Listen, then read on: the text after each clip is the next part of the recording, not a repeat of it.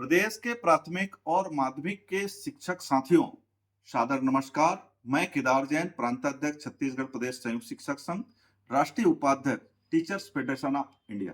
साथियों, आपको पता है कि 1 सितंबर 2025 को माननीय सुप्रीम कोर्ट का जो निर्णय आया है, जिससे छत्तीसगढ़ के 80,000 शिक्षक जो टेट प्रभावित हैं समेत देश के लगभग 25 लाख प्राथमिक और माध्यमिक के शिक्षकों का भविष्य संकट में आ गया है।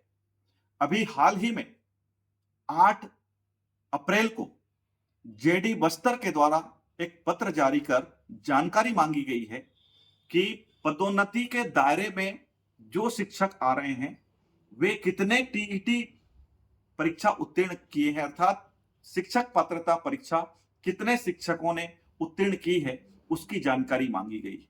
साथियों, अभी तो बस्तर जेडी की तरफ से जानकारी मांगी गई है। कल पूरे प्रदेश के संभागों में जानकारी मांगी जाएगी। परसों पूरे प्रदेश के हर जिलों में, संभाग में जानकारी मांगी जाएगी कि प्राथमिक और माध्यमिक के कितने शिक्षक पात्रता परीक्षा उत्तीर्ण किए हैं। और हो सकता है कि माननीय सुप्रीम कोर्ट के निर्णय के तहत हमारी सेवा समाप्ति का आदेश भी हो सकता है कि आपकी हमारी पदोन्नति रुक जाए। इसीलिए टीचर्स फेडरेशन ऑफ इंडिया के बैनर तले हम छत्तीसगढ़ के पूरे प्राथमिक और माध्यमिक के शिक्षकों को एकजुट करके बीते 4 अप्रैल को दिल्ली के रामलीला मैदान में राष्ट्रीय स्तर पर आंदोलन कर चुके हैं।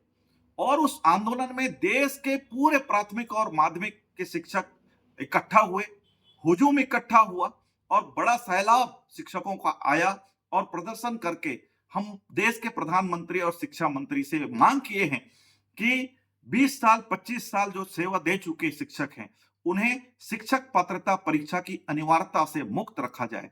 इस संदर्भ में माननीय सांसदों ने भी लोकसभा और राज्यसभा में प्रश्नों को उठाया है, लेकिन आज की तारीख तक केंद्र सरकार की तरफ से किसी प्रकार का हमारे लिए सकारात्मक कोई निर्णय नहीं आया है। साथियों, मैं चाहता हूं कि छत्तीसगढ़ के 80,000 शिक्षक जो टेट प्रभावित हैं वो एकजुट रहें, क्योंकि साथियों, कुछ लोग ये सोचते हैं, कुछ लोग ये मानते हैं और कुछ नेता ये बिरकलाने का भी काम करते हैं कि टीटी परीक्षा वाली बात इतना महत्वपूर्ण नहीं है, जबकि अन्य मुद्दा को लेकर के वो आगे बढ़ रहे हैं।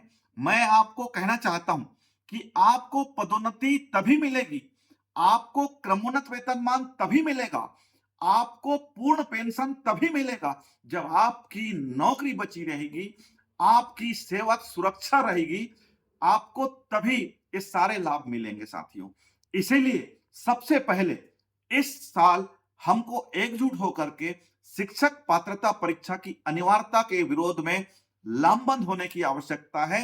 हम आपको विश्वास दिलाते हैं, खास करके मैं केदार जैन आपको विश्वास दिलाता हूं कि पूरे प्रदेश के प्राथमिक और माध्यमिक के शिक्षक अगर एकजुट होकर के छत्तीसगढ़ में एक बैनर पर आ जाएं तो निश्चित रूप से हम शिक्षक पात्रता परीक्षा की से मुक्ति दिलाएंगे।